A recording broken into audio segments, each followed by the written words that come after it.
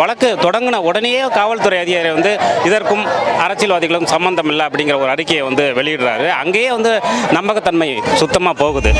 அடையாளங்கள் வந்து வெளிப்படுத்தக்கூடாதுங்கிறது தான் என்னுடைய நோக்கம். ஏன்னா அது வந்து ஒரு பெண்ணுடைய வாழ்க்கை சம்பந்தப்பட்ட விஷயம். ரோட்டில் போராடிட்டு இருக்கக்கூடிய ஒரு பெண்ணை அறைகிற ஒரு காவல்துறை அதிகாரி வந்து இங்கே இருக்கார். இந்த மாதிரி பாதிக்கப்படக்கூடிய பெண்களுக்கு ராஜமுருகன் அவர்கள் என்ன சொல்ல விரும்புகிறார்? அந்த அடிப்படையில் வந்து பெண் பிள்ளைகளை நன்றாக வளர்க்கணும், பாதுகாப்பாக வளர்க்கணும், அவங்கள வந்து கட்டுப்பாடாக வளர்க்கணும் அப்படின்னு ஒவ்வொரு குடும்பத்திலும் நினைக்கக்கூடிய அதே விஷயத்தை ஆண் பிள்ளைகள் வளர்ப்பிலையும் காட்டணும். ரொம்ப கொடூரமான தண்டனை தான் கொடுக்கணும். அவளை ஒரு மனுஷியா கூட பார்க்காம சித்திரை சேர்ந்தவங்க சும்மா விட மாட்டோம். நாங்கள் பெண்கள் எல்லாம் ஒன்று சேர்ந்து அவனை கருவறுக்காம விட மாட்டோம். எந்த காவல்துறை இருந்தாலும் சரி, எந்த சட்டங்கள் எது குறுக்க வந்தாலும் நாங்கள் விட மாட்டோம். பொள்ளாச்சி பாலியல் வன்கொடுமை விவகாரத்தை கண்டித்து சென்னையில் நடைபெறும் மாபெரும் மனித சங்கிலி போராட்டத்தில் இயக்குனர் ராஜமுருகன் அவர்கள் கலந்து கொண்டுள்ளார். வணக்கம் சார். இந்த பொள்ளாச்சி பாலியல் வன்கொடுமை விவகாரத்தை இயக்குனர் ராஜமுருகன் இயக்குனராகவும் எழுத்தாளராகவும் இந்த சமூகத்தின் மீது பற்று கொண்ட ஒரு குடிமகனாகவும் எப்படி பார்க்கிறார்? இல்லை, இயக்குனர் அப்படிங்கிறதெல்லாம் தாண்டி அடிப்படையில் ஒரு மனிதனாக, ஒரு குடும்பத்தை சேர்ந்தவனாக நம் மனதில் விதைக்கப்பட்டிருக்கிற அச்சம், ஒரு பெரும் அச்சத்துக்காக இந்த இடத்தில் கூடியிருக்கிறோம். அதுதான் அடிப்படை. 200க்கும் மேற்பட்ட பெண்கள் பாதிக்கப்பட்டிருக்கலாம் அப்படின்னு சொல்லிட்டு தகவல் வெளியிருந்து கொண்டிருக்கிறது. இந்த விசாரணை, இது தொடர்பான விசாரணை வந்து சிபிஐக்கு மாற்றப்பட்டிருக்கிறது. சிபிஐ போன்ற தன்னாட்சி அமைப்புகளுக்கு மாற்றப்பட்ட வழக்குகளில் என்ன மாதிரியான முடிவுகள் வந்துச்சுன்னு சொல்லிட்டு பொதுமக்கள் எல்லாருக்குமே தெரியும். இந்த வழக்கில் போதிய விசாரணை நேர்மையான முறையில் மேற்கொள்ளப்பட்டு குற்றவாளிகள் உரிய வகையில் தண்டிக்கப்படுவார்கள் என்று கருதுகிறீர்கள்? அடிப்படையில் வந்து இந்த வழக்கு தொடங்கின உடனேயே காவல்துறை அதிகாரி வந்து இதற்கும் அரசியல்வாதிகளும் சம்பந்தம் இல்லை அப்படிங்கிற ஒரு அறிக்கையை வந்து வெளியிடுறாரு. அங்கேயே வந்து நம்பகத்தன்மை சுத்தமாக போகுது. ஸோ இந்த நேரத்தில் இதை வந்து சிபிசிஐடிக்கு மாற்றி இன்றைக்கு சிபிஐக்கு மாற்றுவதற்கான ஒரு முன்னகர் வந்து ஒரு நல்ல விஷயம்தான். ஆனால் ஏற்கனவே நாம் பார்த்த வழக்குகள் போல இதுவும் வந்து நீர்த்து போயிடாமல் நிச்சயமாக இதில் உண்மையான குற்றவாளிகள், இதில் சம்பந்தப்பட்ட அத்தனை பேரையும் அரசியல் பாகுபாடு, அதிகார பாகுபாடு எதுவுமே இல்லாமல் சட்டத்தின் முன்பு நிறுத்தி உச்சபட்ச தண்டனையை வழங்க வேண்டும். அதுதான் ரொம்ப முக்கியமான விஷயமாக நான் கருதுகிறேன். இதில் நிச்சயமாக நடக்கணும். அப்படி இல்லை என்றால் மக்கள் தங்களுடைய பதிலை வாக்குகளில் சொல்வார்கள். உச்ச நீதிமன்ற வழிகாட்டுதலின்படி வந்து இந்த மாதிரியான வழக்குகளில் பாதிக்கப்பட்ட பெண்களின் பெயர்களையோ அடையாளங்களோ வெளிப்படுத்தக்கூடாது. ஆனால் இந்த வழக்கை வந்து சிபிஐக்கு மாற்றி ஒரு அரசாணையை தமிழக அரசு வெளியிடுது. அந்த அரசாணையிலே பாதிக்கப்பட்ட பெண்ணின் பெயர் வந்து குறிப்பிடப்பட்டிருக்கு. இதை வந்து எப்படி பார்க்குறீங்க? சிலர் வந்து என்ன கருத்து தெரிவிக்கிறாங்கன்னா, இது போன்று பாதிக்கப்பட்ட பெண்கள் வந்து வெளிவரக்கூடாது அப்படின்ற காரணத்துக்காக தான் இந்த மாதிரியான பெயர்களை குறிப்பிடுறாங்க. அந்த மாவட்ட காவல் ஆணையாளரே கூட பாதிக்கப்பட்ட பெண்ணின் பெயரை குறிப்பிட்டிருக்காரு அப்படின்னு சொல்றாங்க. இல்லை, நிச்சயமாக அடையாளத்தை குறிப்பிடக்கூடாது. அது சட்டமாக இருக்கிறது ஒன்று. இன்னொன்று, அந்த பெண்ணுக்கு நாளைக்கு இந்த சமூகத்தில் என்ன நடக்குங்கிற ஒரு விஷயத்தை அந்த பெண் தான் தீர்மானிக்கணும். அதை வந்து ஒரு அரசோ ஒரு ஊடகமோ தீர்மானிக்கவே கூடாது. அதனால பொதுவாக இது வந்து நம்ம அடிப்படையில் நமக்கு இருக்கக்கூடிய ஒரு வன்மத்தின் வெளிப்பாடாக தான் நான் பார்க்குறேன். இதன் மூலமாக ஆதாயம் தொடுவதற்கான நிச்சயமாக அடையாளங்கள் வந்து வெளிப்படுத்தக்கூடாதுங்கிறது தான் என்னுடைய நோக்கம். ஏன்னா அது வந்து ஒரு பெண்ணுடைய வாழ்க்கை சம்பந்தப்பட்ட விஷயம். அதை வந்து அந்த பெண் தான் வந்து தீர்மானிக்கணும். அப்படி வந்து அரசாணையில் வெளியிட்டிருப்பது வந்து சட்டத்திற்கு எதிரான ஒரு செயல் தான். இன்னொன்று, இம்மாதிரியான விஷயங்கள் தொடர்ந்து நடப்பதற்கான அடிப்படை காரணம் என்னங்கிறத நம்ம ஆராயணும். இது வந்து ஒரு சம்பவம். ஆனால் இந்த சம்பவத்துக்கு பின்னால் தொடர்ந்து சமூக வலைதளங்களில் வந்து ஒரு கமெண்ட்டுங்கிற பேரில் ஆரம்பித்து தொடர்ந்து பெண்களுக்கு எதிராக மன ரீதியாகவும் உடல் ரீதியாகவும் பெரிய வன்முறைகள் நடந்துக்கிட்டே இருக்கு. ரோட்டில் போராடிட்டு இருக்கக்கூடிய ஒரு பெண்ணை அறைகிற ஒரு காவல்துறை அதிகாரி வந்து இங்கே இருக்கார். ஒரு சிறுமியை வந்து கோயிலில் கூட்டு வன்புணர்வு செய்து சாகடிக்கக்கூடிய ஒரு குழு வந்து இங்கே இருக்கு. இப்படியான விஷயங்கள் எல்லாம் இருக்கக்கூடிய ஒரு தேசத்தில் இம்மாதிரியான சம்பவங்கள் நடைபெறத்தான் செய்யும். அதனால அடிப்படையில் நாம் வந்து நம்முடைய ஜனநாயகத்தில் பெண்களுக்கான சம உரிமையை, பாலின சமத்துவத்தை, அவர்களை சக மனுஷியாக பார்க்கக்கூடிய ஒரு கல்வியை வந்து அடிப்படையில் போதிக்கணும். அப்புறம் அரசியல் கட்சிகள் வந்து இதை வந்து உணர்வு மயமாக்கி ஓட்டாக மலினமாக மாற்றக்கூடிய வேலையை செய்யாமல் உண்மையிலேயே பெண்களுக்கான சமத்துவத்தை தங்களுடைய திட்டங்களில் வகுக்கணும்.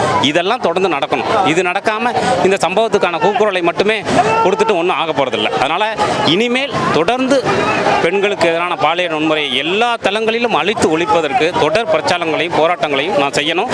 அதற்கான ஒரு நிகழ்வாகத்தான் இந்த தமிழ்நாடு முற்போக்கு எழுத்தாளர் கலைஞர்கள் சங்கமும் பெண்கள் கூட்டமைப்பும் அனைத்து பெண்கள் கூட்டமைப்பும் நடத்தக்கூடிய இந்த மனித சங்கிலியை பார்க்கிறேன். இந்த பொள்ளாச்சி பாலியல் வன்கொடுமை விவகாரம் வந்து பெரிய அளவில் பேசப்படுதுன்னா அது அந்த அளவுக்கு பெரிய அளவுக்கான ஒரு மூர்க்கத்தனமான செயல்பாடுகளை பாதிக்கப்பட்டிருக்காங்க பெண்கள் அப்படின்னு சொல்கிறாங்க. இந்த மாதிரியான விவகாரங்கள் தான் பொதுவெளிக்கு வருது நாள் கடந்து. இந்த மாதிரி பாதிக்கப்படக்கூடிய பெண்களுக்கு ராஜ்முருகன் அவர்கள் என்ன சொல்ல விரும்புகிறார்? அந்த பெண்களுக்கும் அந்த குடும்பத்தாருக்கும் ராஜ்முருகன் அவர்கள் இதுபோன்று எந்த இடத்தில் பாதிக்கப்பட்ட பெண்களுக்கும் ராஜ்முருகன் என்ன சொல்லுவார்? இல்லை, அடிப்படையில் வந்து பெண் பிள்ளைகளை நன்றாக வளர்க்கணும், பாதுகாப்பாக வளர்க்கணும், அவங்கள வந்து கட்டுப்பாடாக வளர்க்கணும் அப்படின்னு ஒவ்வொரு குடும்பத்திலும் நினைக்கக்கூடிய அதே விஷயத்தை ஆண் பிள்ளைகள் வளர்ப்பிலையும் காட்டணும். அதை தான் முக்கியமாக நான் சொல்ல விரும்புகிறேன். பெண் பிள்ளைகளை பாதுகாப்பாக வளர்க்கணும் அப்படின்னு நினைக்கிற அதே இடத்துல ஆண் பிள்ளைகளை எப்படி வளர்க்கணும் அப்படிங்கிற ஒரு விஷயத்தையும் அவர்கள் வந்து செயல்படுத்தணும். அப்புறம் குறிப்பாக பெண்கள் வந்து நிச்சயமாக கவனமாக இருக்கணும். அடிப்படையில் அவர்கள் வந்து ரிலேஷன்ஷிப் பற்றி, நட்பு பற்றி, காதல் பற்றி, காமம் பற்றி அடிப்படையான புரிதலோடு இருக்கணும் அப்படிங்கிறத நான் சொல்லிக்கிறேன். இங்கே வந்து ஊடகங்கள், சினிமா துறை, பத்திரிகை துறை போன்றவை வந்து படைப்புகள் அதிகமாக கருத்தாக்கம் செலுத்துது இந்த சமூகத்தில். சினிமா துறையில் வந்து ஒரு 90 படமாகட்டும், பெயர் குறிப்பிடக்கூடாத அளவுக்கான திரைப்படங்கள் வந்து வெளியாகுது. இது பொது சினிமா அப்படின்னு சொல்லிட்டு இதுவும் சமூகத்தில் தான் இருக்குது. இந்த மாதிரியான செயல்பாடுகள் நாங்கள் திரைப்படமாக எடுத்து வெளியிடுறோம், அது எங்களுடைய கருத்துரிமை அப்படின்னு சொல்கிறாங்க. ஆனால் அந்த மாதிரியான திரைப்படங்களும் கூட சமூகத்தில் ஒரு குறிப்பிட்ட அளவு தாக்கத்தை செலுத்துன்னு சொல்லிட்டு ஒரு சாரார் சொல்கிறாங்க. ஒரு படைப்பாளியாக அந்த மாதிரியான திரைப்படங்களை வெளியிடுபவர்களுக்கு ராஜ்முருகன் அவர்கள் என்ன சொல்ல விரும்புகிறார்? இல்லை, நிச்சயமாக சமூக பொறுப்பு அடிப்படையில் இருக்கணும் படைப்பாளர்களுக்கு. அதை தாண்டி இந்த மாதிரியான படங்கள் வருவது வந்து மக்கள் தங்கள் எதிர்ப்புணர்ச்சியை காட்டினா இல்லாமல் போயிடும். ஏன்னா இதில் வியாபாரம் ஆகுதுன்னு நினச்சி தான் அவங்க எடுக்கிறாங்க. அது வியாபாரம் ஆகலைன்னா எடுக்க மாட்டாங்க. 2 படம் 3 படம் வந்து வியாபாரம் ஆகலை, அது சரியாக ஓடலை அப்படின்னா ஆட்டோமேட்டிக்காக அது நின்று போயிடும். ஸோ அதனால் இதில் என்னை பொறுத்த வரைக்கும் படைப்பாளர்களை வந்து பொறுப்புணர்ச்சியாக இருக்கணும்னு சொல்லலாம். அதை தாண்டி அவர்கள் செயல்படும் போது மக்கள் வந்து தங்களுடைய எதிர்ப்புணர்ச்சியை உடனடியாக காட்டணும். அதுதான் ரொம்ப முக்கியம் நினைக்கிறேன். நன்றி. இது எதுக்காகனா, இது வெறும் பொள்ளாச்சி இன்சிடென்ட் மட்டும் பாய்காட் பண்ணுறதுக்காக கிடையாது. பட் அகெயின்ஸ்ட் விமன் எங்கெல்லாம் பிரச்சனை நடந்துட்டு இருக்கோ அதெல்லாம் காமனாக அட்ரஸ் பண்ணுறதுக்காக தான் இந்த போராட்டம். கேட்டா ரொம்ப கொடூரமான தண்டனை தான் கொடுக்கணும். லைக் யோசிக்கவே கூடாது. இதில் வந்து தயவு செஞ்சு ஹியூமன் ரைட்ஸ், அந்த ரைட்ஸ் இதெல்லாம் வந்து யோசிக்கிறதுக்கான பிளேஸே இது கிடையாது. பாதிக்கப்பட்ட பெண்கள் வந்து இன்னும் இதை வெளியே சொல்லாத பெண்கள் நிறைய இருப்பாங்க. அவர்களுக்கு வந்து நீங்கள் என்ன சொல்லுங்கள்? அது வந்து யூஸ்லெஸ்ஸான ஒரு விஷயம். மேபி அவங்க வளர்ந்த சூழ்நிலை வந்து அவங்கள வெளியில சொல்லாம வச்சிருக்கு. ஆனா அதை வெளியில பேசினா மட்டும்தான் அவங்களால இந்த பிரச்சனையில இருந்து வெளியில வர முடியும். ஒரு விஷயத்தை நம்ம உள்ளுக்குள்ளேயே வச்சிருக்க வரைக்கும் தான் அது அசிங்கம் நம்ம நினைப்போம். வெளியில பேச ஆரம்பிச்சோம்னா அது அசிங்கம் கிடையாது. ஏன்னா அது அவங்களுக்கு மட்டும் நடந்த விஷயம் கிடையாது. அவங்களே வாண்டடா போய் விழுந்தது கிடையாது. இது வந்து மற்ற இஷ்யூஸ்லாம் எடுத்துட்டு வர்றது வந்து நம்ம ஊர்ல நிறைய இடத்துல இந்த மாதிரி ஒவ்வொரு வாட்டியும் ப்ராப்ளம் நடக்கும். நாங்கள் ப்ரொடெஸ்ட் பண்றோம். ஆனா வந்து அவங்களுக்கு சரியான தண்டனை கிடைக்கிறது இல்லை. Maximum punishment they should get. அதுக்காக நாங்கள் இங்கே வந்திருக்கோம். இது வந்து இந்த ப்ரொடெஸ்ட் வந்து சேர வேண்டிய இடத்துல போய் சேரணும். அரசு ஜுடிஷியரி இதுக்கு ப்ராப்பரான ஒரு இந்த ரேபிஸ்டுக்கு ஒரு கடுமையான தண்டனை அப்போ வந்து நம்ம மற்ற நாட்களில் கொடுக்குற மாதிரி ஒரு கடுமையான தண்டனை இவங்களுக்கு கொடுத்து நம் நாட்டை ஒரு safe and secured and peaceful சொசைட்டியாக மாற்றுறதுக்காக நாங்கள் இங்கே வந்திருக்கோம். இந்த சின்ன குழந்தைங்க எல்லாருமே வந்திருக்கோம். We are protesting against Pollachi rabies. அவங்களுக்கு நாட் ஒன்லி பொள்ளாச்சி ரேபிஸ், யார் வந்து இப்போ வந்து இந்த மாதிரி ஒரு தவறுதலான ஒரு விஷயங்கள் சொசைட்டிக்கு எதிராக பண்ணிட்டு இருக்காங்களோ அவங்களுக்கு எதிராக போராட்டத்துக்காக, அவங்களுக்கு கடுமையான தண்டனை வந்து வாங்கி கொடுக்கறதுக்காக நாங்கள் இங்கே போராடுறோம். அவளுடைய உணர்வுகளை புரிஞ்சுக்காம அண்ணான்னு கத்தியும் கூட அவளை ஒரு மனுஷியா கூட பார்க்காம சித்திரை சேர்ந்தவங்க சும்மா விட மாட்டோம். நாங்கள் பெண்கள் எல்லாம் ஒன்று சேர்ந்து அவனை கருவறுக்காம விட மாட்டோம். எந்த காவல்துறை இருந்தாலும் சரி, எந்த சட்டங்கள் எது குறுக்க வந்தாலும் நாங்கள் விட மாட்டோம். இன்னைக்கு பப்ளிக்கை பெண்கள் மத்தியில் அவனை சரியான இன்னைக்கு அரசா இருந்தா இன்னைக்கு என்ன செஞ்சுக்கணும்? ஒன்று அந்த அவனை பெத்தவன் வந்து சபாநாயகர், உதவி சபாநாயகர் இந்நேரம் வீட்டுக்கு போயிடணும் ரிசைன் பண்ணிட்டு அவனே, அல்லது அந்த பெத்த தாயை வந்து மறந்து வச்சு கூட கொண்டிருக்கணும் அவங்க எல்லாத்தையும் கூப்பிட்டு வச்சு. அது சரியான ஒரு தண்டனை இருந்திருக்கும். இப்போ பெண்கள் மத்தியில் அவனை விட்டா நாங்கள் ஒரு துருமுடி இல்லாத அளவுக்கு இன்னைக்கு பறத்து எடுத்துருவோம். இன்னைக்கு அவனை நாங்களே சாவடிப்போம். இப்படிப்பட்டவனை நாங்கள் உயிரோடு விட மாட்டோம். காலங்காலமாக கல்லூரிகள் எல்லாருமே வந்து இன்னைக்கு பேராசிரியராக இருந்தாலும் அந்த ஸ்டூடெண்ட்ஸ் தான் பயன்படுத்துறாங்க. ஸ்டார், அதாவது இப்போ இல்லை 10 வருஷங்களுக்கு முன்னாடியே 3 ஸ்டார் வாங்கணுன்றதுக்காக பள்ளியாண்டவர் கல்லூரியில் ராஜன் செல்லப்பாவுடைய அக்கா இந்த பிரின்சிபல் அதில் அந்த அங்கே இருக்க பெண்களை வந்து கொடைக்கானல் லாட்ஜில் வச்சு அங்கே பயன்படுது பள்ளியாண்டவர் கல்லூரி. அப்பவே நாங்கள் இந்த பிரச்சனை நாங்கள் எடுத்தோம். அதுக்கப்புறம் வந்து இப்போ நிர்மலா தேவியோட பிரச்சனை. நிர்மலா தேவியை எத்தனை அரசியல்வாதி பயன்படுத்தினது உங்களுக்கு எல்லாருக்குமே பப்ளிக் தெரியும். ஆனால் யாருமே எந்த நடவடிக்கை எடுக்கல. இன்னைக்கு நிர்மலா தேவிக்கு இன்னைக்கு அவ உயிருக்கே உத்தரவாதம் இல்லை. எவனும் அரசியல்வாதிகளாக வந்து விளையாண்டுட்டு ஒரு பொம்பளை பணையமா வச்சிருக்காங்க. அதே மாதிரி இன்னைக்கு வந்து 200க்கும் நல்லவன் சொல்றாங்க. பாவிக அவங்களுக்கு மனசாட்சி இருந்தா அவன் நல்லவனா இருந்தா அவன் உயிரோட இருக்கக்கூடாது. அவன் எந்த இடத்துல வந்தாலும் வெளியில வந்தா அவங்க உயிரோட யாருமே நாங்க விட மாட்டோம். இது நாங்க வந்து ஒரு சவால் எடுக்கிறோம். நீ எங்கேயுமே பெண்களை தொடரணும்னா பயப்படணும். அவன் ஆண் உறுப்பினரை அரைச்சு நாங்க தனியா எரியணுங்க. அவன் லைஃப்ல வந்து எந்த பொம்பளையும் பார்க்க கூடாது. அவன் எந்த சுகத்தை அனுபவிக்க கூடாது. அவர் நடைபணமா இருக்கணும். அவனை நாங்க தூக்கல பண்ண மாட்டோம். அவனை வந்து அரைகுறையா வந்து அவனை சித்திரவதை பண்ணணும். இதுதான் எங்களோட கோரிக்கை. இந்த வழக்கை சிபிஐக்கு மாற்றி தமிழக அரசு ஒரு அரசாணை வெளியிடுது. அந்த அரசாணையில் பாதிக்கப்பட்ட பெண்ணின் பெயர் இருக்கு. அந்த மாவட்டத்து காவல் ஆய்வு ஆணையாளர் வந்து செய்தியாளர் சந்திப்பு நடத்துறாரு. அவர் அந்த பெண்ணின் பெயர், பாதிக்கப்பட்ட பெண்ணின் பெயரை வந்து குறிப்பிடுறாரு. ஒன்று. அதுக்கடுத்து வந்து விசாரணை நடந்து கொண்டிருக்கும் போதே இதில் எந்த அரசியல்வாதிக்கும் தொடர்பில்லைன்னு சொல்லிட்டு அந்த மாவட்ட காவல் ஆணையாளர் வந்து சொல்றாரு. அப்போ ஆளும் தரப்புக்கு ஆதரவாக காவல்துறை செயல்படுகிறதா? இந்த சிபிஐ விசாரணை மூலம் உண்மையான குற்றவாளிகள் கண்டறியப்படுவார்களா? அதாவது காவல்துறை உடந்தையோட தாங்க இது நடந்திருக்குது. 7 வருஷங்களா நடந்த காவல்துறைக்கு தெரியாமல இருக்கிற சான்ஸே கிடையாது. இன்னும் ஆளுங்கட்சி இருக்கக்கூடிய அங்க அந்த ஆளுங்கட்சி இருக்கக்கூடிய மினிஸ்டர் எம்எல்ஏ பிள்ளைங்க தான் இதுல முன்னாடி 20 பேருக்கு மேற்பட்ட குரூப்னு சொல்றாங்க. இது பெரிய ஒரு பெரிய நெட்வொர்க் வேலை செஞ்சிருக்காங்க. இது வந்து 4 பேர்ன்றதெல்லாம் சும்மா. இன்னும் இதை வந்து சிபிஐக்கு போனா இன்னும் இதை கண்டுபிடிக்கும் பொழுது இது இன்னும் பெரிய அளவில் பெரிய ஒரு கும்பலா இருக்கும். தமிழ்நாடே அலரும். அந்த அளவுக்கு இன்னைக்கு 200 பெண்கள் இன்னைக்கு சூறையா இருக்காங்க. 200 பெண்கள் என்று ஒரு சுமாரா நம்ம சொல்றோம். அது இன்னும் உள்ள நுழைஞ்சு பார்த்தா தெரியும். சிபிசிஐடி வந்து வெளியே கொண்டு வரணும். தமிழக அரசு வந்து அவன் வந்து கையலாகாத அரசு. அந்த கையலாகாத அரசு இந்த தேர்தலெல்லாம் பொம்பளை ஒரு ஓட்டு அவனுக்கு போட மாட்டான். நாங்க அவன் வந்து அரசியல் நிக்க ஏடிஎம்கே கட்சிக்காரன் எவன் அந்த அவங்க புறமே ஒழுக்கங்கட்ட நாயகி தான்.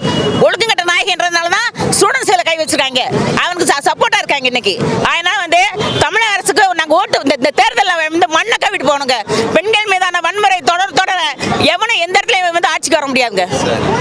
சுமார் 200க்கும் மேற்பட்ட பெண்கள் வந்து பாதிக்கப்பட்டிருக்கலாம்னு சொல்றாங்க. புகார் கொடுக்க வந்தவரின் அவருடைய அடையாளங்கள் முகவரி வந்து வெளியிடுறாங்க. பெயர்களை வந்து வெளியிடுறாங்க காவல்துறை. காவல்துறை வெளியிடுறாங்க. சரி வரும். காவல்துறை வெளியிடுறாங்க. அப்படி வெளியிடும் போது அந்த பெண்ணின் சகோதரர் வந்து தாக்கப்படுறாரு. இது ஒண்ணு. இந்த மாதிரி பாதிக்கப்பட்ட பெண்கள், அந்த பெண்கள் வெளியே சொல்லாத பெண்களுக்கும் அவரது குடும்பத்தாருக்கும் ஒரு பெண்ணி அமைப்பு என்ற முறையில் நீங்க சொல்ல விரும்புவது என்ன? அதாவது நாங்க என்ன சொல்றோம், ஒரு பெண்ணோட பேர் வந்து வெளியிடக்கூடாது. பாதிக்கப்பட்ட பெண்ணோட பேர் வந்து வெளியிடக்கூடாது. இன்னொன்னு மகளிர் மாநில மகளிர் ஆணையம்னு ஒன்று இருக்குதுங்க. செயல்படாத பள்ளு புடுங்கன ஒரு ஆணையம் இருக்குது.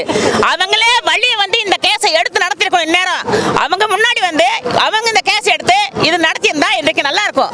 ஆனா இன்னைக்கு வந்து கையலாகாத தமிழக அரசு, ஒண்ணுக்கு உதவாத ஒரு முக்காத்துக்கு உதவாத மோடி அரசு இன்னைக்கு பெண்களை இன்னைக்கு விளையாட்டு பொருளா இன்னைக்கு விளையாண்டுட்டு இருக்குது. 200 பெண்கள் 200 குடும்பங்களுக்கு பாதுகாப்பு அரசு கொடுக்கணும்.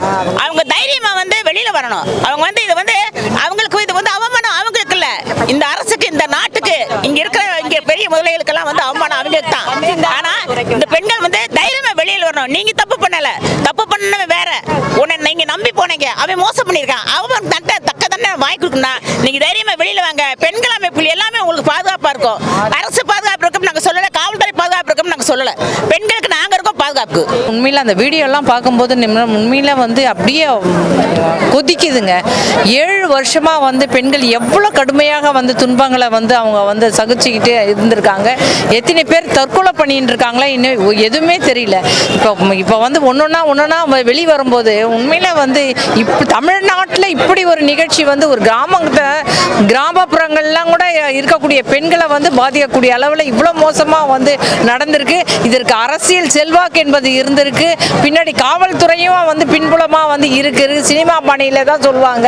சினிமாவில் வந்து காட்டக்கூடிய நிகழ்ச்சி போல தான் இந்த நிகழ்ச்சி நடந்திருக்கு அப்படின்னு சொல்லும்போது இந்த அரசாங்கம் யாருக்காக இருக்கு? அரசாங்கம் இந்த காவல்துறை யாருக்காக இருக்கு? மக்களுக்காக இருக்கா? இல்லை வந்து இது போல வந்து மக்கள் விரோதமாக மக்களை வந்து பெண்களை வந்து பாலியல் ரீதியாக துன்புறுத்தக்கூடிய கயவர்களுக்கு வந்து இந்த அரசாங்கம் வந்து சப்போர்ட், அவங்களுக்கு ஆதரவாக சப்போர்ட் பண்ணுதுன்னு சொல்லும்போது உண்மையில இது வந்து தமிழ்நாட்டில் ஒரு கொதிப்பான விஷயமா தான், ஒரு கொந்தளிப்பான விஷயமாக தான் இது மாறிக்கொண்டிருக்கு. உரிய நடவடிக்கை எடுக்கவில்லை. போஸ்கோ போன்ற சட்டத்தை போடாமல் காவல்துறை இழுத்தடிப்பு செய்கிறது. ஆளுங்கட்சி ஆதரவாகவும் ஆளுங்கட்சியிலே சபாநாயகர் இருப்பவர்களுடைய மகன் மீது குற்றச்சாட்டு இருக்கிறது. தார்மீக பொறுப்பேற்று பொள்ளாச்சி ஜெயராமன் ராஜினாமா செய்திருக்க வேண்டும் பதவி. ஆனால் அவர் பதவியில் இருந்து கொண்டு குற்றவாளிகளை தப்புவிப்பதற்கான முயற்சி செய்கிறார்கள். சாதாரண அடிதடி வழக்கில் கூட பிணை சில உடனே கிடைக்காது. ஆனால் மிக கொடூரமாக கொடூரமான இந்த பாலியல் தாக்குதல் நடத்தியவர்களுக்கு பிணை கொடுக்கிறார்கள் என்று சொன்னால் ஆட்சியாளர்கள் பின்னால் இருந்து இந்த மிக பெரும் இந்த மனித அவலத்தை செய்திருக்கின்றார்கள். இதற்கு நீதி கேட்பதற்காகவும் பாதிக்கப்பட்ட பெண்களுக்கு நியாயம் கேட்பதற்காகவும் இதுபோன்ற ஒரு கொடுமை மீண்டும் தமிழ்நாட்டில் நடக்கக்கூடாது என்பதற்காகவும் இந்த மனித சங்கிலியை பெண்கள் கூட்டமைப்பு இருக்கிறது. பண ஆதிக்கம், பொருளாதிக்கம், ஆட்சி ஆதிக்கம், ஆணவம் என்ற ஆதிக்கங்கள் இருக்கின்ற போது பெண்ணாதிக்கம் எப்படி வருவது? இதை யார் கேட்பது? பெண்ணாகிய நாங்கள் இன்று அனைவரும் தெருவுக்கு வந்துள்ளோம் என்றால் இன்று நடந்த பொள்ளாச்சி நிகழ்வு நாளை எங்கு நடக்காது என்பது எப்படி கூற முடியும்? அதை உரிமை கேட்பதற்கும் குற்றம் செய்தவருக்கு யார் தண்டனை கொடுப்பது என்பதை கேட்பதற்கு தான் நாங்கள் வந்துள்ளோம். விடியட்டும் விடியல் ஒவ்வொரு நாளும் விடுகின்ற கண்ணீரில் அல்ல, பெண்களின் செந்நீரில் அல்ல, மாறாக அவர்களுடைய உரிமையில் என்று கிடைக்கின்றதோ அன்றுதான் இந்த தமிழகமும் இந்த இங்க பெண்களும் தெருவில் சுதந்திரமாக நடக்க முடியும். அதற்குத்தான் நாங்கள் உரிமை கேட்கும் போராட்டம். யாரிடம் நாங்கள் உரிமை கேட்க வேண்டியதில்லை. இது எங்களுடைய பிறப்பு உரிமை.